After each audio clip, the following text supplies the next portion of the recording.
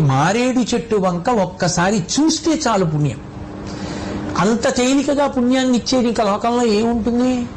దర్శనం, స్పర్శనం. మీకు అవకాశం ఉందా?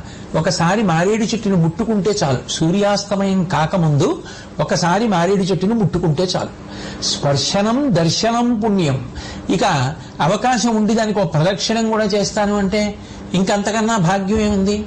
కంచి కామకోటి పీఠాధిపత్యం వహించిన మహాపురుషులు, నడిచే దేవుడిని పేర్గాంచినటువంటి మహాపురుషులు, అపర శంకరావతారమని కీర్తింపబడినటువంటి వారు భారతదేశం నలుచెరగుల సన్యాస ధర్మాన్ని కించితు తప్పకుండా పాదచారి అయి పర్యటించినటువంటి వారు నిరంతరము కామాక్షి పరదేవత యొక్క నామాన్ని ఉచ్చరిస్తూ ఉండడం అలవాటు పడినటువంటి వారు శాంతాకృతిం హితవచ పరిభాషమానం గంభీర భావముతులం విజితా